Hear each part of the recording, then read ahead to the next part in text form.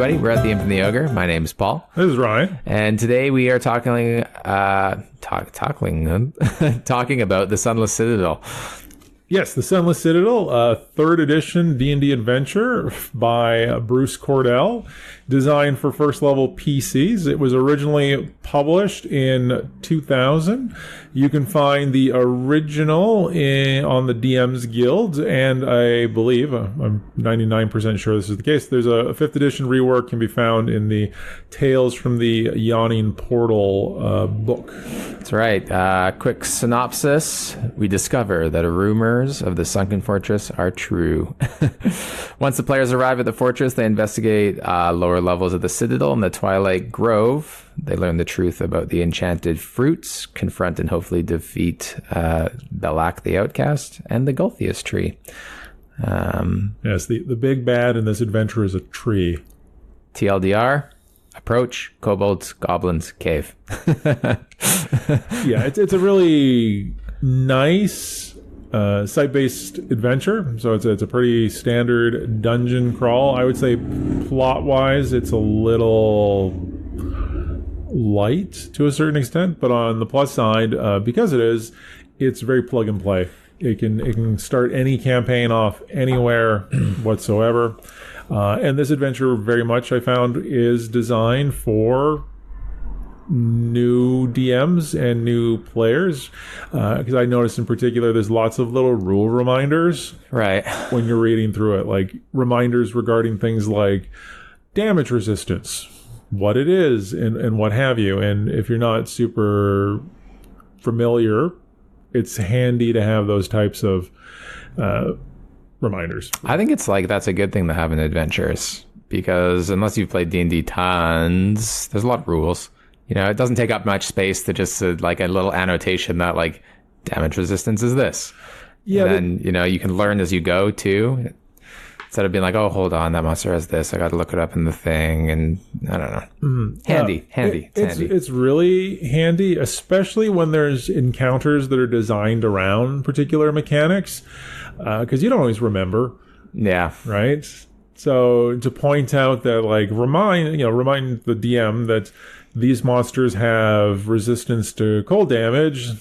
The whole encounter is designed over the fact that, like, they don't care about the ice effects is important. I also enjoyed, there's little sidebars through this, just describing kobolds or goblins. Yeah. To make it easier to run this. And again, like, I don't think that if you're an expert you'd need this, but it doesn't take anything away, right? Like, an expert reading this adventure isn't like, oh, I can't believe they included this. Like, it's all win, right? Like, there's nothing detracted from it whatsoever, and it's super useful for newer DMs, especially like in this adventure where you have the situation, sort of the social interaction aspect with the two different competing tribes. There's the kobolds and the goblins. So having a good handle on what makes kobolds different from goblins is really important, I find. Yeah. Also helpful to have the notes, because there's nothing worse than like your players breezing through an encounter and then you reminding yourself or remembering at the end, like, oh, they were supposed to have damage resistance. Yeah. Or there's an environmental effect. Yeah, I'm in the campaign I'm running right now. They're on the boss encounter, and there's this huge.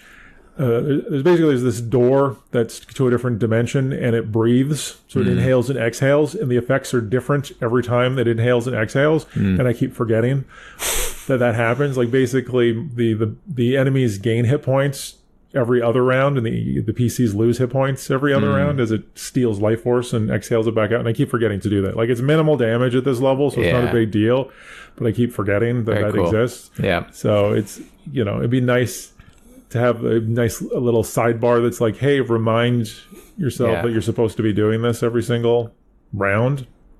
What else? Oh, I also really like that this whole adventure is set in I don't know if it's ancient, but like a old dragon cult temple, and none of it has anything to do with the dragon cult specifically. And I kind of enjoyed that from just sort of it's like an anthropologic standpoint. Yeah, You know, it's like an old ruins that something else took residence in that they don't even use it for what it was meant to be used for anymore. Just from a setting theme aspect of it. And this particular temple was dedicated to the worship of a Chardalon, which I really enjoyed because I don't even remember how long ago it was, but when we did the Bastion of Broken Souls, you can check out that episode if you want to hear what we said about that. But that adventure culminates with you killing a Chardalon, or trying to kill a Chardalon. You may die in the attempt. But I thought it'd be really interesting if you were plotting out an adventure path that culminated in you fighting a Chardalon. You could start with this at first level, and you know, because seeded along the way. You could definitely foreshadow a Chardalon as being this big crazy dragon, and it would bookend your campaign quite nicely, and that just sort of made me smile a little bit. Definitely, yeah. And I liked also like going back to that, but even though like there's aspects of the dungeon that reference that it was part of this dragon cult too, you know. I think I mentioned it later, but there's like a fountain that if you drink the water you can breathe fire for like whatever, right? So it's just like that makes it fun too. Well, and then there's parts of the dungeon that none of the current occupants have been able to get into for reasons, the secret doors and whatnot. Yep. So it adds history to the environment, which is neat, especially when it's not just sort of like a dwarven ruin or an elven ruin. Like this is less about a culture than like the actual usage. Yep. You know, it's interesting to see adventures happening in places that still have the remnants of their original purpose, I guess is the way to think about it. Hooks, sure. I like that there's many hooks to start the adventure. They're just two? Well, but you can plug it any way you want, right? Like, they're two really nice hooks. But. So the Citadel can either just be locally known. You can find it out. Rumors of old adventurers, going in and not returning. You can go and rescue a brother and sister. And you find out that goblins are selling enchanted fruit. Once a year, the buyer always tries to plant this seed. But as the twigs always inevitably reach 2 feet tall, they seem to be stolen. Yeah. Which is, I like that hook the best. That goblins are coming to town. They sell this magical fruit that bestows benefits, and whenever people try to plant it, the saplings just magically disappear. If I was running this, and I totally run this at all, I'd probably use both of them. Right, like the mystery of the magical goblin fruit is just too perfect. Like it's a very Grimm's fairy tales type of thing. You know, every year on the summer solstice, the goblins come to town with their magical fruit. I like it because it's too, like, it makes goblins intelligent as well. Which you know, they aren't. Yeah, I know, but it's just like they're never always played that way, right? But that they're coming and peddling wares once a year, and that like the townspeople are okay with it. Yeah. It's just like that's funny, you know. Well, it's the magical healing fruit. So I really like that hook, but I also like the missing adventurers angle as well. And I think you could absolutely run both of them. Yeah. Right? Because the adventurers are locals. So maybe they go to investigate. Like that's the reason why they went, because they wanted to figure out about the magical goblin apples. Yep. And there's stuff tied into the dungeon itself as is regarding the missing adventurers. So you might as well include it anyways. And I don't think there's anything wrong with having like an actual side quest in there, right? Yeah. Because there's part of the adventurers, as you mentioned, there's a brother and sister, and it's their family that's looking for information. So you now have a specific goal, right, to find the missing adventurers, as well as this mystery fruit in general. Got to pick up all the quests before you go into the dungeon. Exactly. You don't want to have to come back and go do the dungeon again. Exactly. You didn't see the little exclamation mark because it was, you're too low a level to pick it up when you're there. Well, no, it was inside the building. So you didn't go in the inn first? It didn't go in the inn. I can't share it. You have to do it. So I think I'd probably use both of them. It works really nice together. And as this is designed for first level PCs, you can easily sort of tie in all of this together. Like you might even the characters might even have links to the original adventuring party. Sure. Right. Yeah. So you can have that aspect in there as well. But there's no reason, like, unlike some of the adventures that we've covered previously, this is super plug and play. Like your party can be anybody whatsoever. One thing I did like another reason I really did like the Missing Adventurers hook is because the blah blah blah the family is looking for them.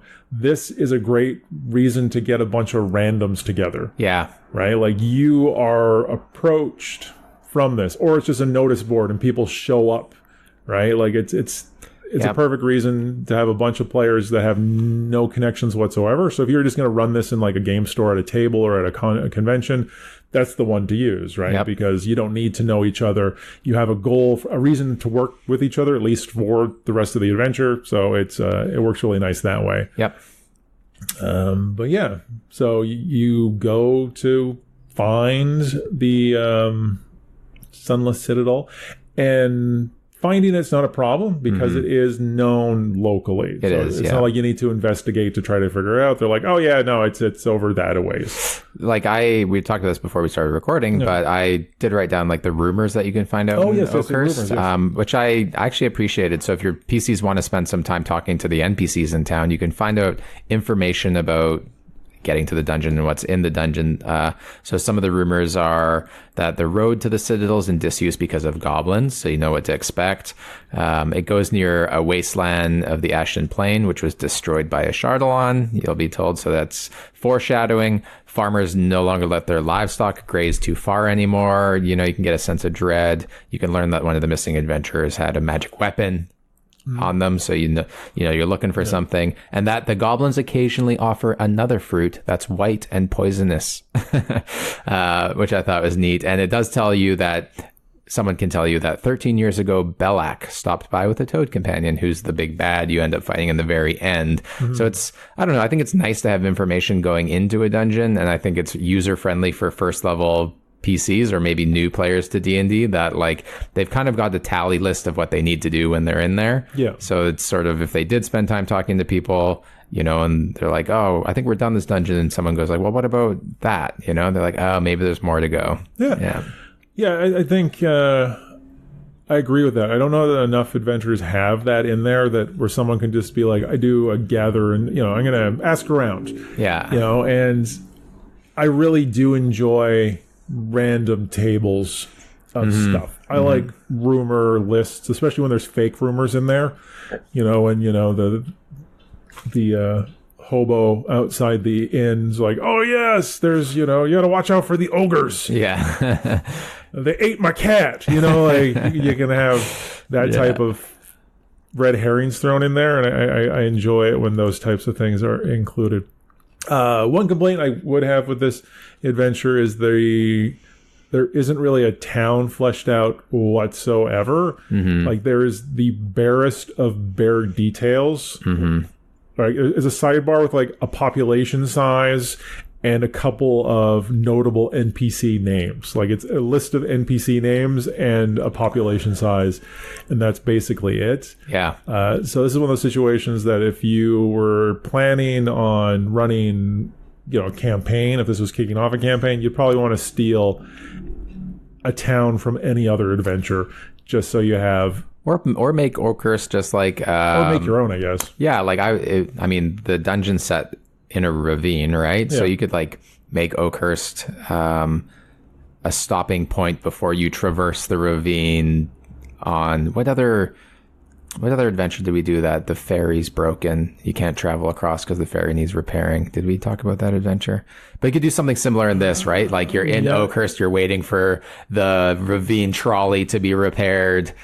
And all these PCs have to spend a night in town while that was my campaign. Was it your? Oh, that was your. Yeah, that was your campaign. Yeah, the one I played in. But you could steal that sort of mindset that like this could just be a stopping point. It gives the people a reason to be together. They can discover rumors and be like, hey, let's go do this while we wait, because they're all first level. So. Yeah, and definitely can just it depends on where you're going from. Yeah, Like, yeah. I think this is. It felt really designed to just be like, let's sit down and play D&D. Yeah. Let's not worry about a campaign. We can fill in the details afterwards. Yeah. But let's get us into the dungeon. Let's get playing. Yeah. Let's get rolling dice as soon as possible. And that's not a bad thing. Like, Yeah. I think this adventure is designed to get people into the game as quick as possible, which is good, especially if you're trying to play with new people. Yeah, like this is D&D. You know, no one wants to sit around trying to role play a conversation if they've never There's played nothing D&D. wrong with that. And It's a lots of tough people way to start enjoy with that. new groups of people. But yes, yeah, if you can get people rolling dice and being reactive as soon as possible, Yeah. You can build from there. But for sure, you want to get into the place. So yeah, Oakhurst is a brief, hey, how are you? You can figure out some stuff. Next step, Sunless Citadel. You have to climb down the ravine. I guess to make sense of this, the whole temple was a temple, right? There was a natural disaster, earthquake or what have you, and a crevasse, ravine opened up underneath it, and the whole thing fell in. So it's in a crevasse. It's Yep. mostly underground. So to get into it, you need to Climb down. climb down. So there's a series of switchbacks and small little ledges. Mm-hmm. And I really like this because it's super dangerous right from the get-go. Yeah, you can like get attacked and fall. Yeah, you you do get attacked. There's dire rats. You climb down a little bit of a ladder, and the first PC that drops down, I think, gets flanked by dire rats like immediately. So I mean, like, doesn't sound dangerous, but that could be a KO like instantly, just about. So, and it's small areas Yeah, where the ledges are small. So if you have a bunch of PCs, you're limited in area. yeah, Right. And not everybody plays with maps and all of that type of stuff. Right. But when you do, positioning suddenly matters. And when you're dealing with limited space, you know, the players can't always take advantage of their action economy. Yep. Right. Suddenly 2 rats are dangerous if only 2 PCs can engage the 2 rats versus, 5 PCs ganging up on one. Yep. So, right from the get-go, we have sort of the environment being used a little bit. There's that threat where you could use, bull rush actions if you wanted to try to knock someone off and be mean. And as first level PCs, you might have 8 hit points. Yeah, 10-foot fall is a big deal. Yeah, exactly. Yeah. What else did I say? Okay, yeah, and then that leads to the first level of the temple. And I just made some notes of some interesting features of it. In brief, there's kind of like 3 main areas. There's a kobold controlled area, there's a goblin controlled area, and then there's some no man's land, if you will. Yep. So I just made some notes of interesting bits and bobs throughout there. Maybe we can just bounce back and forth instead of, because I have a bunch. I don't want to just read through all Yeah, them. you start with a couple and see far. The first thing I made note of is that right near the beginning, there's a pit trap, because we love our pit traps in D&D, though I'm not sure how practical they are in dungeons. But what I liked about this pit trap was that a goblin had fallen into the pit trap and died. And before the pit trap reset, a dire rat had crawled into the pit trap, and then the trap reset. So if a PC falls into the pit trap, they have the pit trap to deal with, which, is, whatever, 1d6 fall damage, and then spikes at the bottom and our d6 fall damage, which is bad enough as a first level PC. But then there is a starving dire rat waiting for you at the bottom of the pit, which, if it's a 10-foot pit, it's not an automatic, I just jump out. You're stuck in a pit trap with a rat. Yep. Nobody else can get in there. So either you're trying to help out your party member, or, maybe magic or arrows from above if you can. Yeah. So I just thought it's just a slight twist on the usual, but it was enough that made me sort of smile and be like, oh, that's kind of a clever idea. And that's what I think was like so fun at first level, is like the simple things are dangerous. Like falling down there with a rat real dangerous Yeah. and like fun. You just lose that really fast once you get to second and third level and just like beyond that, right? Like, you have a pit trap with a ogre sitting at the bottom. Well, that actually, there's something else I wanted to talk about here, is it kind of made me think of how interesting it would be to be in a pit trap with an intelligent enemy, Yeah. like an ogre. One of those situations where, like, we may be enemies, but if we want to survive, we have to work together to get out of this. Yeah. Back to back, lock your arms, and then we walk up the sides, type of thing. And it just sort of, I don't know how you could actually create such a situation with a party of players, but I did think that's what popped into my head when I was reading that one trap. And granted, this is like a one sentence trap in the There's a rat in dungeon. the bottom. There's a rat in the bottom. I was like, oh, well, I mean, that's, not to get too on an aside here, but that's the whole point in reading adventures, is it's all just fuel for the imagination. And that's really, at the end of the day, all I'm looking for when I read these adventures. Is there anything cool and creative in it that like gets my juices flowing and helps me to think about adventure design in a different way? And something as simple as there being something alive in a trap that's not supposed to be in there, that just sort of got me going. That was really cool. I think the first thing I've mentioned here is the Quasit that your group can fight. That he'll run away, though. You can't defeat him. But the point of this encounter that I liked is that he doesn't leave. He'll sit at the top of the rope ladder. So when you're finally done the adventure, like when you're going to climb out, he gnaws away the rope ladder and you fall. just when you think you're done, it's just like a small detail that could kill someone. Entirely possible, depending on resources when you leave. And I like that as just a design element that doesn't happen enough, where monsters or enemies escape and come back later in a different way. You know what I mean? Like he doesn't just come, or it doesn't just come back to the room and serve as the encounter again. Like it goes to a different place and waits for payback. Yeah. In a really petty way. It's just like, it lends like to the intelligence of monsters, and that they're not all like vicious, but that's kind of like spiteful, you know? It's like, you beat me, so this is the last thing I can do to get my last laugh. Gotcha. Yeah, it's petty, and I think it fits with sort of what you would think from these types of elemental monsters, these Quasits. What else did I note? Oh, there's the secret door, which I got a kick out of. There's a secret door, but all that is behind the secret door is skeletons. There's no treasure in it. Okay. There's nothing useful. There's no reason to go in there whatsoever, but there's just some skeletons in it. Yeah. Like animated skeletons that fight you. And I liked it mostly just from an illustration of the point that, hey, secret doors, those are a thing. Not always good things behind them. Right? So I feel that this kind of goes against maybe the normal trope of, you found a secret door, well, there's going to be something exciting behind it. Well, and in most adventures, the secret doors either lead to a secret passage that lets you bypass stuff, or it's like a treasure room or something. And to have a secret door that you find that all that's in it is like some dead temple priests from a century ago that all and they come after you, just made me smile. I'm like, oh, that's just that's a neat idea, and it's subverts expectations a little bit, and keeps your players on their toes. Just because you found something hidden doesn't mean that it's good. Well, it like makes them ask themselves the question. It's like, you feel a breeze coming from behind the stone. It's like, well, do we try and open it? Like, maybe you don't try and open it if there's something bad behind it. It makes them think about just like going headfirst into everything. Well, especially like when you have a party of adventurers. If it's a normal door, your meat shield's always in front. Your fighter, your paladin, is always the one kicking down the door in first.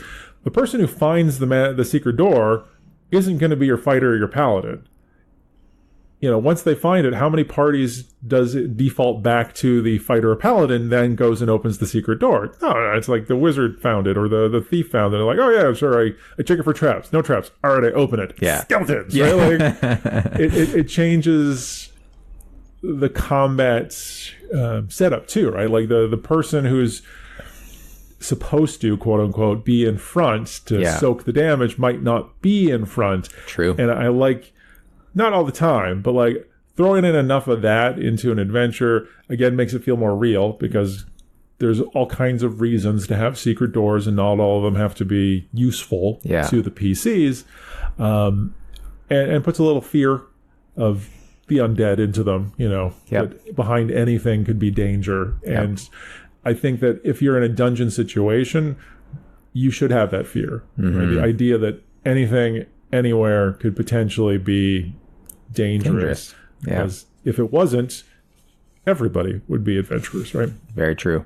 I liked the dragon priest that you can run into somewhere in the dungeon. I can't remember, but it was... The failed dragon priest? Yeah, it was the elf that transformed himself into a troll and then was entombed by his peers. As a punishment? Yeah, as punishment. And put in a stasis field? Yeah, just very cool. I don't know. Seems like a fitting punishment. Like it adds, I don't know if you're like more to that anthropology aspect about the dungeon, is like this was actually like a place that people came and like, I don't know, researched and worshipped, and like crimes were punished, and there was a culture here before you. Yeah. I respectfully disagree. Yeah. I did not care.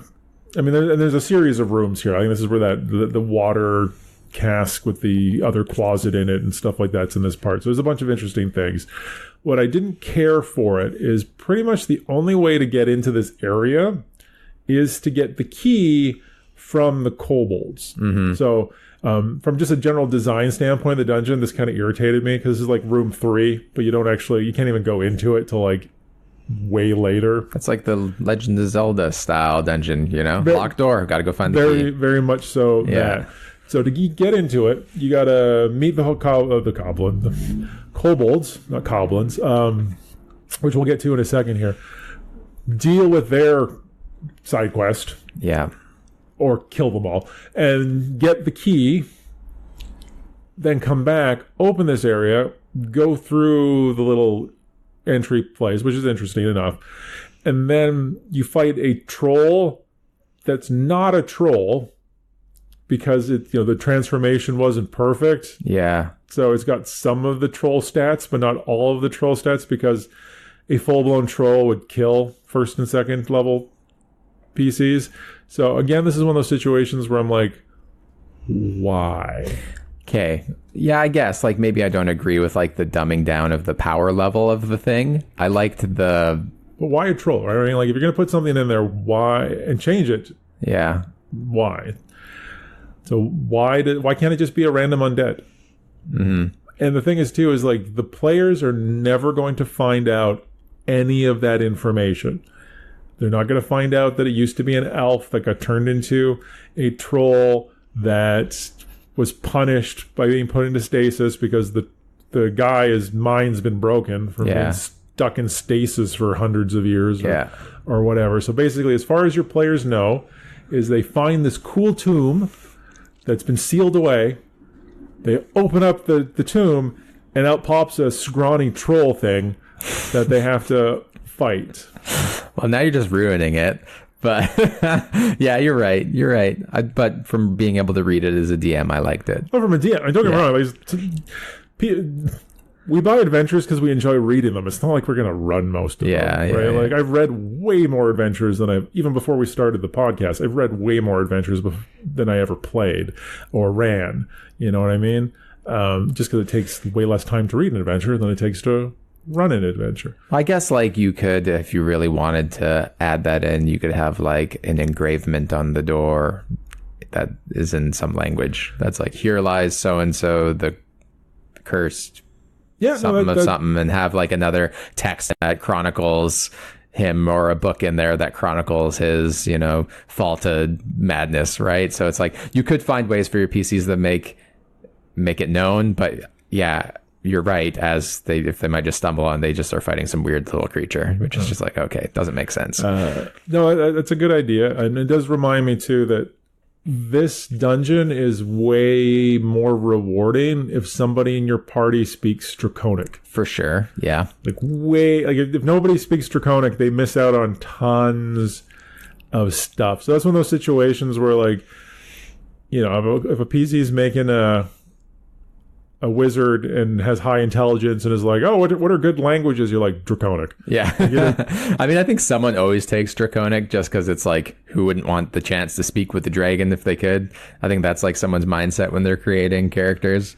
I've often leaned towards speaking that language. It's up there, but as a common one. But this is one of those situations where I think as a DM, you just sort of like, yeah, you're going to get some usage out of it. I don't know that you need Aquan so much, you know. Because languages are always one of those things in character creation that is hit or miss. Yeah. Like it's either so useful or not useful at all. Not useful at all, exactly. Also, what I didn't like about this area is because it takes so much effort to get into, you don't actually have any payoff. Like, the treasure in this whole area sucks. Yeah. Like, badly disappointing. I don't remember if I wrote it down specifically, but it's like some scrolls and maybe a potion. I mean, they are first level PCs. Well, at this point, they're probably second, because you would have cleared the first level to get to this point. I guess, yeah. So the way I'm assuming this adventure works is there's enough XP in the first level to get to second, and then by the time you finish the bottom level, you finish at level 3. Probably, depending on what the PCs do and party size and so on and so forth. But still, there should be some sort of payoff. I don't even think it needs to necessarily be a magic item, or it could be some money. I think it's always fun to have like or useless magic items, useless things that like would make sense to the theme of the temple, like an old warhammer, maybe that's like or like maybe one of them can use it, or something that's thematically correct to the area that they're in, that like none of them might be able to use. Like I think that's always like a cool reward. So it's like giving them things that they can use is also good, but I like having something that's like almost like beyond their scope a little bit, for whatever reason.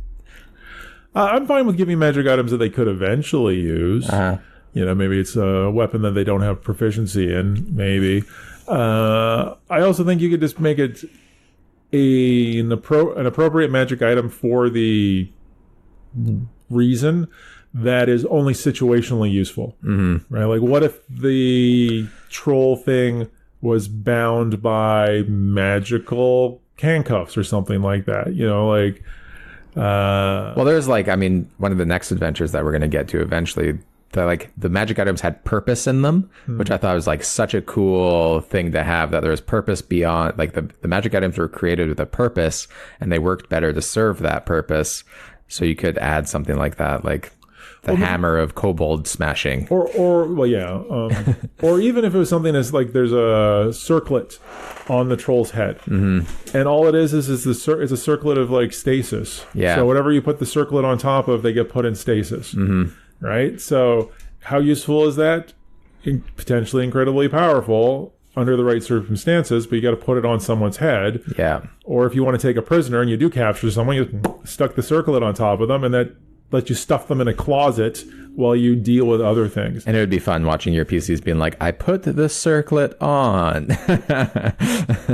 Exactly. So you could have some saving throw associated with it, right? Like, it's 1 per minute or something. So it always would eventually work over if you could hold someone down. But the idea of watching your PC is like try to grapple someone so you could stick the thing on its head while they're trying to prevent it from being put on. Could create interesting in-game moments.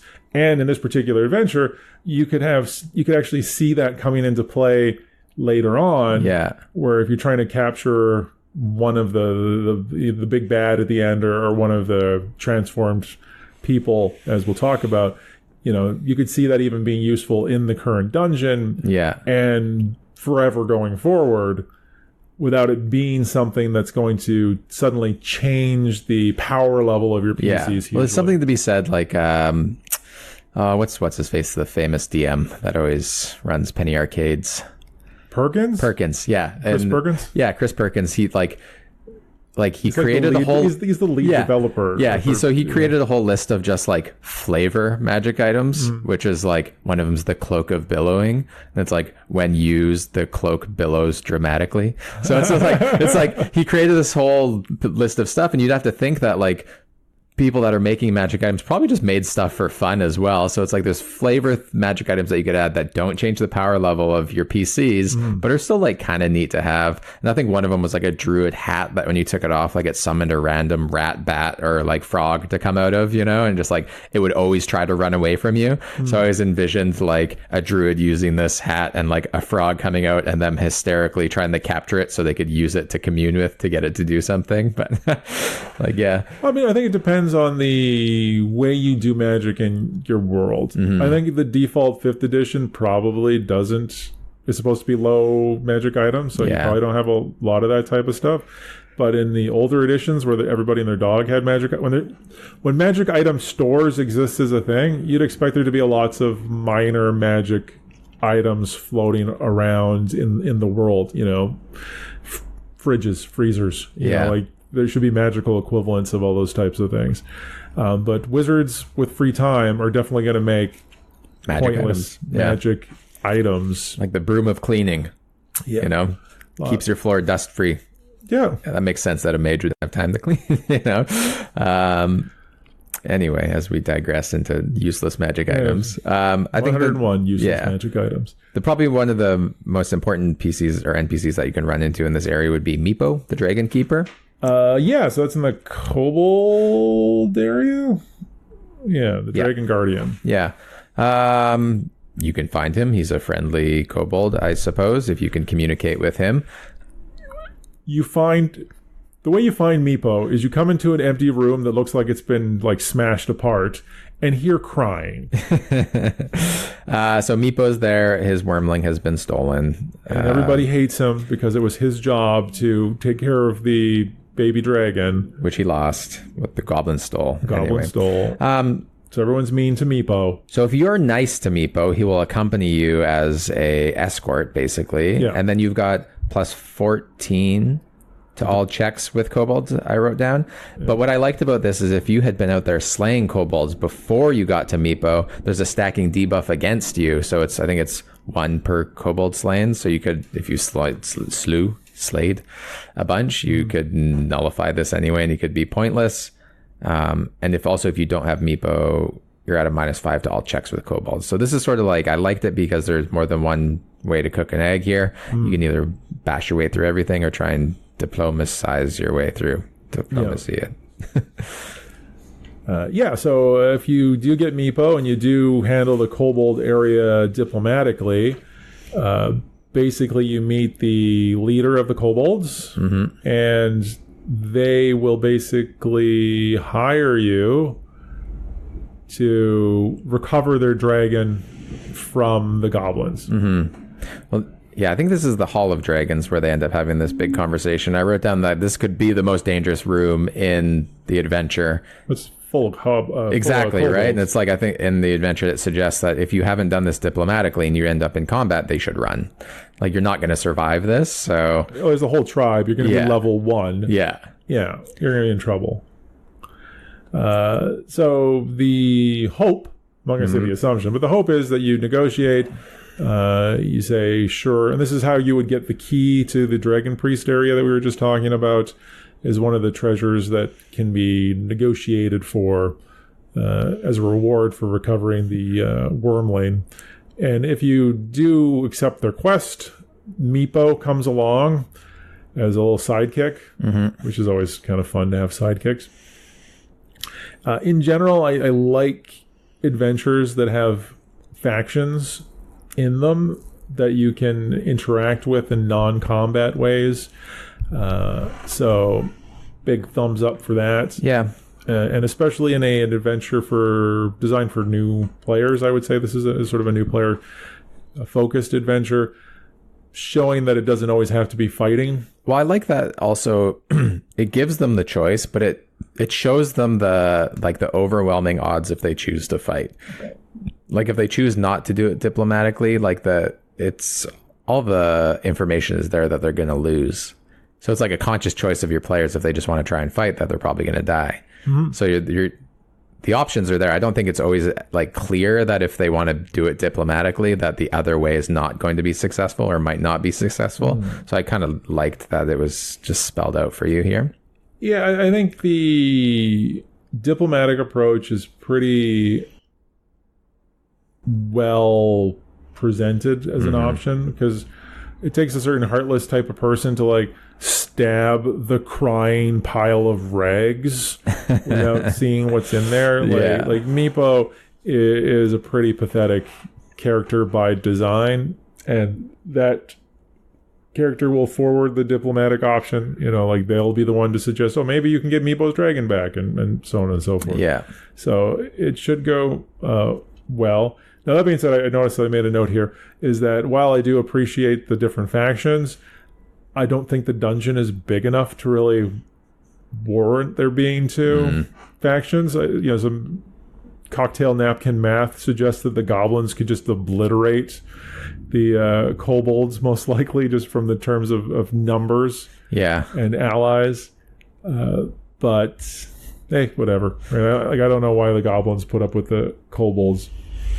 But I mean, there's a low level, especially considering they seem like they've both been there for a while, and there's evidence as you go through of like the low level warfare that's going on between the two factions. You find remnants of battles, so it's not like the PCs are going to automatically stumble into goblins and kobolds without having come across dead kobolds and goblins from the fighting. But hey, that was just sort of something that tickled the back of my logic brain, where I'm like, that doesn't quite fit. But perfectly fine. Yeah. What else in this area? Oh, there's the sanctuary room. Again, this is a situation that really only is going to be found if somebody in the party speaks Draconic, because the only way to open the door is to channel positive energy. So you need a cleric, first and foremost, who can channel positive energy, or I don't remember if that's still what they call it in 5th edition. I'm too lazy to look it up. But it needs a channel to open the door. And those instructions are basically in Draconic on it. So you need to be able to read what's written there to begin with, and then you need to have a cleric to be able to actually open it. And then inside there's some skeletons, so there's a little bit of a fight, and then a bunch of miscellaneous treasure. And one of the coolest treasure items I think I've seen in any adventure ever. I don't know how you feel about that. I imagine you're talking about the whistle. I'm talking about the whistle. Azangund. Yeah.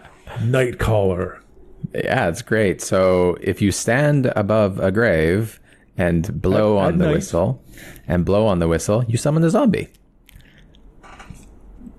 Awesome. Under your control. Yeah. It can be used once a week, and you can have up to 2 zombies under your control.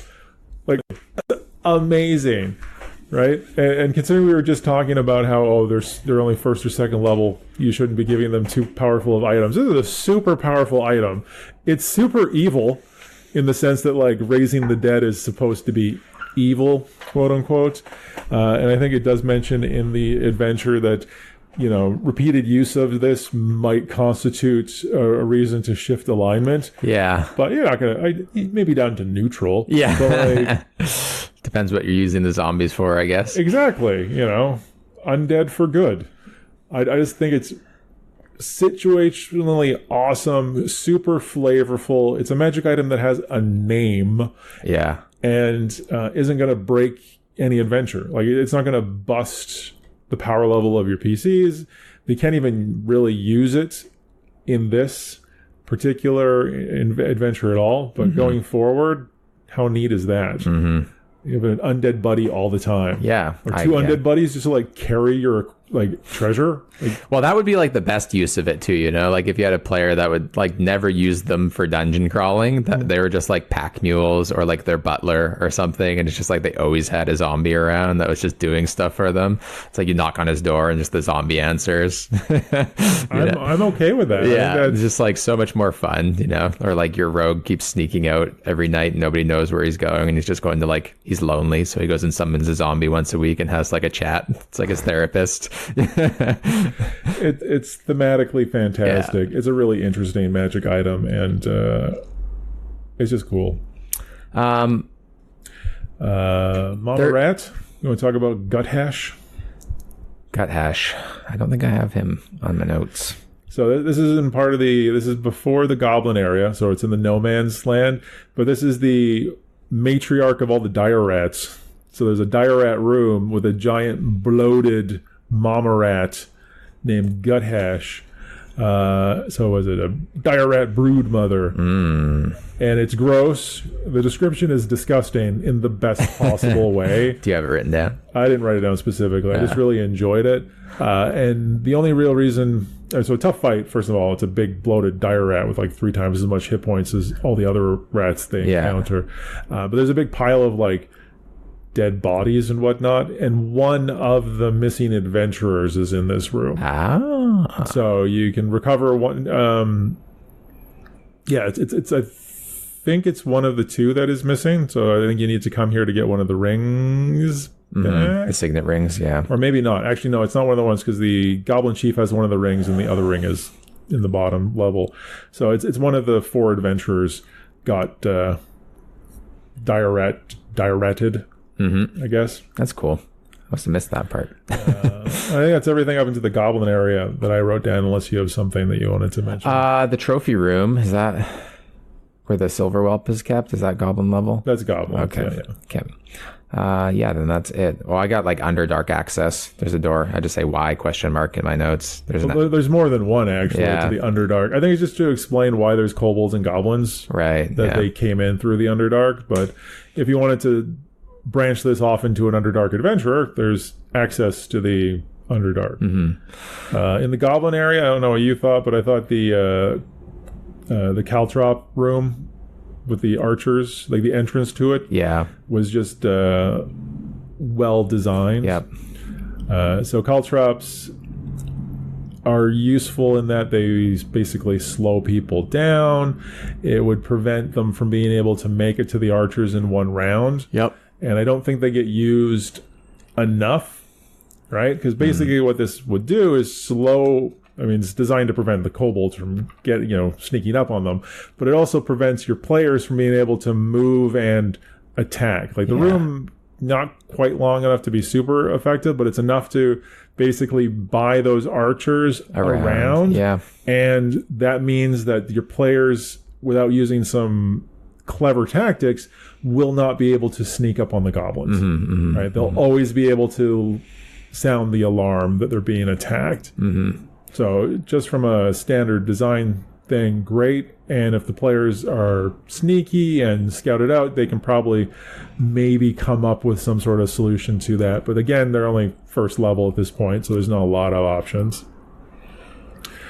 I don't have much in the Goblin area noted, so just the trophy room, really. Well, there's also the captives. So there's kobold captives, and then there's Urky Timbers, the gnome. Did you make note of that? Nope. No, okay. So there's a fighter cleric gnome that's not part of the original or the party that you've come to look for. He got captured for vague reasons, whatever you needed it to be. But basically, he can provide information, some sort of general background information regarding what's going on below, like that there's more shenanigans happening below. And will offer himself as a cohort, at least temporarily. So it lets you bring in some more oomph, firepower, if you needed.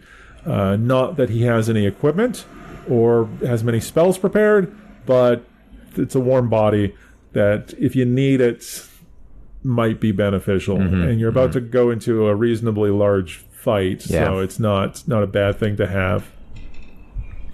The Kobold Dragon. This is the trophy room, right? So I have here, like, half of this adventure up to this point is about diplomacy. And that you aren't even afforded the opportunity to talk to the intelligent dragon that's being held captive. It just immediately fights you. I'm sure you could try to talk to it, and Meepo's going to try. Meepo, that's true. I just like the idea that the dragon likes its current situation better than its last situation, so it doesn't want to go back. So it's going to state that. Like, I mean, you can definitely have a conversation with it. It's just like, no, not coming. No, get away from me, Meepo. Like, maybe even just seeing Meepo is enough for it to, like, lose its mind and be like, not going back. So it's a white dragon wormling, I think. I just like that it's not going to go quietly. It doesn't want to be rescued. And if the players want to actually succeed in their quote quote-unquote mission, they need to use non-lethal damage or some other method to, like, capture it and return it reasonably unharmed. Yeah. And that makes the whole encounter a lot more difficult than just flat out killing it. Yeah. Yeah. So from an encounter standpoint, I think it'd be fun to play out. I guess you could play it hectically, right? Where like Meepo's running around as well, trying to do stuff, and this dragon's just scrambling around, trying not to get captured, and using its ice breath. And, like it's everyone's trying to grapple this little whelp or something. Yeah. Yeah. No, capturing of it is what makes it more difficult. Yeah. As an actor trying to kill it, it's like a hatchling basically. It doesn't have a lot of hit points. It's dangerous, quote unquote. But if you just were trying to kill it as quickly as possible, it's less of an issue. But if you're trying to capture it, it's a lot more of an interesting encounter. So I thought it could be played quite fun. Mm-hmm. Other than that, there's the big Goblin Chief showdown. It's a serious fight. The Bugbear? No, the Bugbear's downstairs. Yeah, okay. So this has got it's just the chief, and then I think he's got a shaman or a cleric that cures him, and a bunch of other hangers on. So it's a nasty little fight. He's tough. It's the only way you can progress to the next level is to deal with the goblin combatants. And the chief has one of the signet rings. If you were doing the searching for the missing adventurers, he's got one of the two siblings' signet rings. So you'd have to kill him to recover that to begin with. Mm-hmm. So it's a nice little fight. Now, one thing I did enjoy from a sort of player moral quandary standpoint is the adventure specifically points out that the room still has a bunch of other non-combatant goblins in it afterwards. And what do your players do about non-combatant goblins? What do you do about the very old, the very young, the children? What do you do with the women and children, effectively? Good question. And that's the, I guess, an age-old D&D question is, what do you do about that? Do you just let them go? How evil are your goblins, right? Like, yeah, I don't know. But it's a situation that your players are going to have to deal with because it specifically lays it out. Now, it does say, like, you don't get any experience if you do kill them. Yeah. But, like, I think you call it heartless PCs is what they refer to people that kill the non-combatants. But it'll make for an interesting table moment when you're like, all right, and there's 22 non-combatant goblins cowering in the corners and crying to themselves. What do you do? And that's the aspect of D&D and other adventure style games that we'd rather not. That's ignored, yeah. Address. That you're like really just killing lots of things. Yeah. Just killing things for fun and profit. But regardless of how they deal with the non-combatants, behind the Goblin Chief room is a hole. Shaft. Yeah, that leads to caverns below the temple. And it gives vines that you climb down. Mm-hmm. And that brings us to the bottom level of the dungeon, which is the Grove level. Yeah. Now, I think as designed, you'd probably have a break in here. Yeah. You'd probably clear out the goblins, return the dragon, deal with the kobolds, maybe go deal with the dragon priest thing. But I don't think it's unreasonable to have a rest here. I think it's plausible enough that you'd be able to clear out the goblins and rest without really causing too much of an, issue with the people, like the next level not knowing that anything happened. So I think you could run them as separate levels plausibly without much problem. I agree. I didn't like in the Grove level it mentions there's just like another excuse as to why people don't know the PCs are there, and they use this excuse in this adventure is that the twig blights sometimes attack goblins, so they're never paying attention to the sounds of combat. And it's just like another excuse for things not to be prepared and to just be waiting for you to come. Yeah, I don't like that. Also, just to explain the twig blights, this is when you plant a seed of the magical apples, it grows into a little monster known as a twig blight. So in the town where they're like, our little saplings keep disappearing, it's like, no, they turn into monsters and then they run off into the woods. So that's what a twig blight is. It's a monster. I think it was invented for this adventure. I don't think it existed before this adventure. It's a neat little plant monster, for sure. I don't care for that reasoning ever. Yeah. I like that the first thing you see when you get down to this level is composting skeletons. Yeah. Like working in a compost heap with some goblins. Yeah. Or twig blights. There's twig blights like eating the compost, and there's just two skeletons with like pitchforks turning over the compost. And I'm like, I could see undead just being used for that type of stuff. Farmers. One thing I didn't like about this whole level, mostly because it's just not right, is that, was it Belak? Yeah. The druid, his whole thing is trying to grow surface plants in the dark. Yeah. So he has a bunch of bioluminescent fungi that's providing light to grow the plants. Yeah. And it doesn't work that way. Yeah. That's not how photosynthesis works. It bothers me. If I was running this, it would all just be magic, because magic can explain anything. Right? So maybe he's got some crazy magic that is developing that allows sickly plants to grow underground, but glowing fungi does not provide the photons necessary for photosynthesis. I think from like a scientific point of view, it's broken, doesn't work. But I thought like the idea of like a bad druid underground, like doing research was neat. That there's like, I agree. Like I like that the bad guy's not just down there being bad, like he's actually doing research on stuff he's interested in. So like, evil is on from your perspective, right? Yeah. Like, so I liked him as a character. Yeah, I guess bioluminescent plants don't make sense for photosynthesis, but I'm willing to suspend my disbelief. Yeah. I like the bugbear down here that his hounds were just dire rats. Yeah. I thought that's like another neat little flavor thing that he doesn't have dogs. He's got dire rats that he looks after. I also like, I'm pretty sure it was intentional, but Grip and Fang are the names of his dire rats, which is just nerd me, but also happen to be two of the names of Farmer Maggot's dogs from The Lord of the Rings. So when Frodo and Sam to the mushroom farm, it's Farmer Maggot, and it's his dogs. Didn't know that. So I assume that was intentional. Didn't remember that. Yeah. That's just my nerd brain. Like I Googled it. I'm like, those names sound familiar. Are those the same names? They were.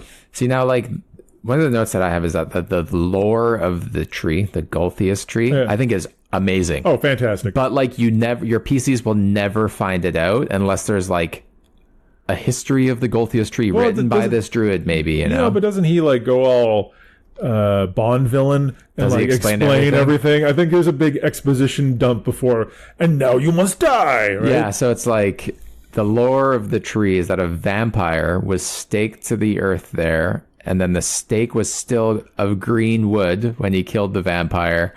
It took root in the area and started producing twig blights. Like it grew into a tree. Yeah, And that's where it all... And then it gives off the fruit. And the fruit we never really explained, but it only gives off 2 fruit a year, once at the summer solstice and once at the winter solstice.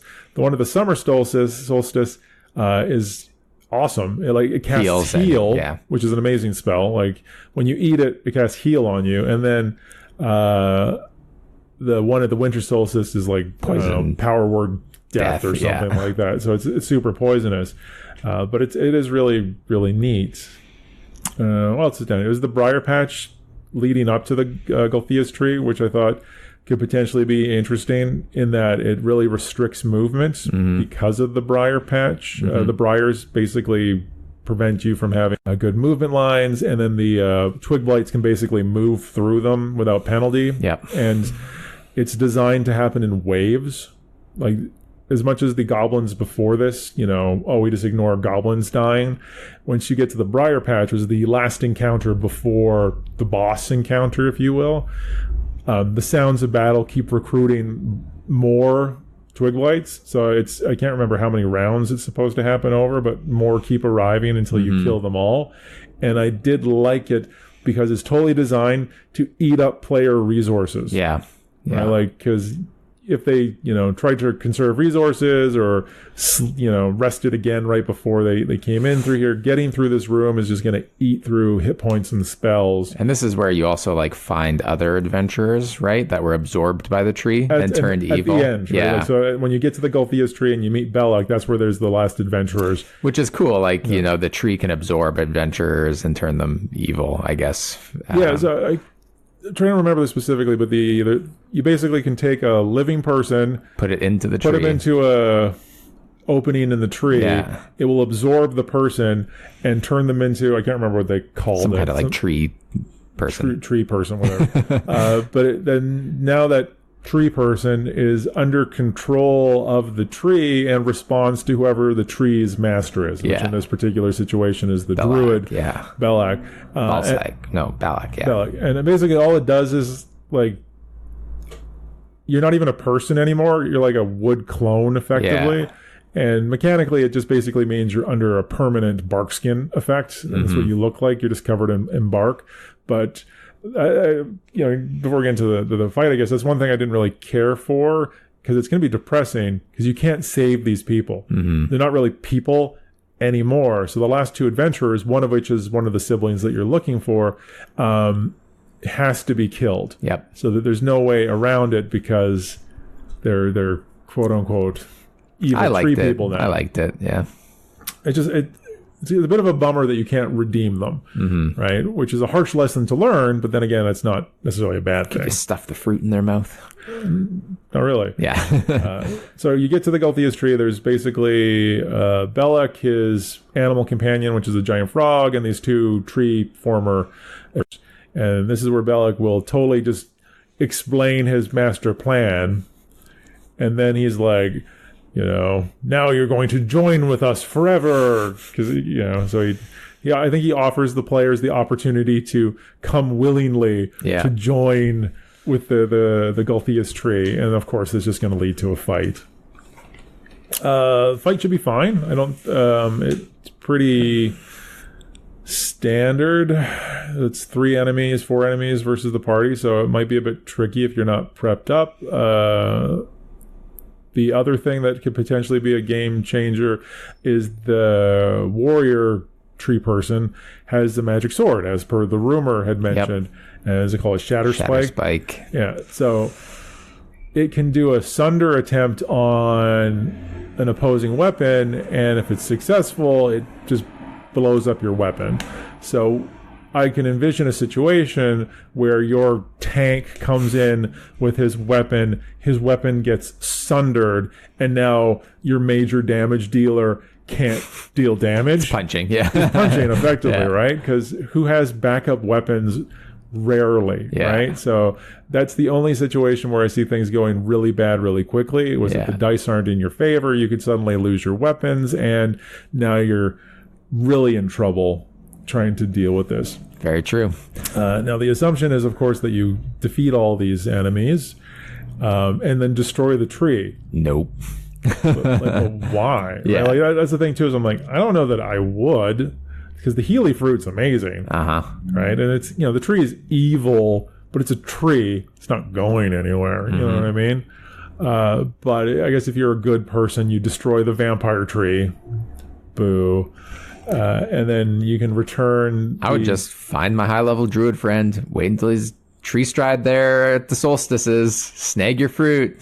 That's actually a really good idea. Be a bajillionaire. You can travel to any tree that you know of. So you sell the poison tree to the Assassin's Guild, and then you sell the Healy fruit to the highest bidder. Yeah, and just live out the rest of your days. Yeah, no, I think that's really a neat idea, actually. It doesn't need light, so maybe just like cause a cave-in so nobody else can get into that room, and you just sort of come in and you get can it. still cut a deal with the goblins, tell them you'll pay them something to keep it safe. You just killed all the goblins. Maybe the kobolds. The kobolds, you make a deal with the kobolds. Yeah. They're going to take over, so you make a deal with them. Same deal as before. I think it's a good idea. The one thing I did think was kind of neat, too, is in sort of the going forward standpoint, is that because the townsfolk have been planting the seeds, there's all these little twig blights that are now like infesting the countryside. Yeah. So for like a natural progression to maybe like another adventure is you might have to like track them down. Or you could even have a situation where like the twig blights grow up into something scarier. Yeah. They take root and suddenly there's all these other Gulthias trees that are like minor Gulthias trees or something. Yeah. I think it would also be cool to have this adventure take place at like the summer solstice, so that when you're down there, the goblins are also trying to get the fruit at the same time, and maybe they steal the fruit, or like, maybe the druid doesn't know that it actually blooms and the goblins have been able to get the fruit from them. You could I think as you'd have to change the way it is, because I think as written, the goblins are working for him. All right. Yeah. So they're in cahoots. So, but it does suggest that you could run one or as the either solstices to deal with the fruit in there. Yeah. So the winter solstice would be kind of interesting, just because there's the poison fruits. Yeah. Which you could probably work into some sort of trying to shove the fruit into.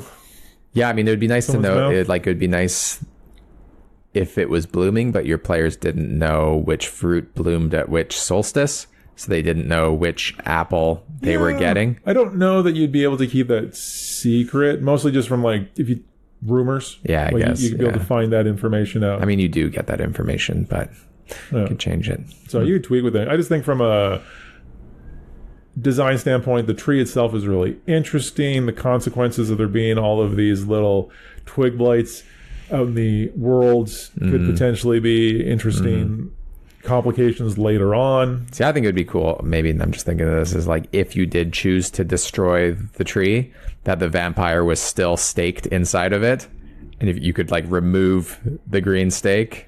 Well, the stake became the tree. I know, the idea, but anyway, final thoughts.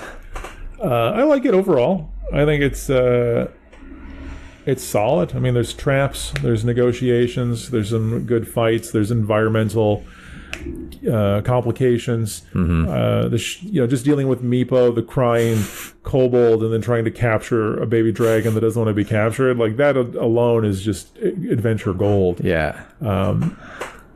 Coupled with it's really well laid out and well designed. I like it overall as a starting adventure. I think you could do a lot worse than this one. I agree. I mean, only downfall is lacking of like town. Yeah. But aside from that, would run. If you run it, let us know. As always, you can get in touch with us at theimpandogre@gmail.com or at theimpandogre on Twitter. Any suggestions for adventures would be appreciated. Yeah. Thanks for listening. Yeah. Bye. Oh, wait. Next week. Next week. We're covering the Mud Sorcerer's Tome by Mike Shell. All right. Goodbye for real.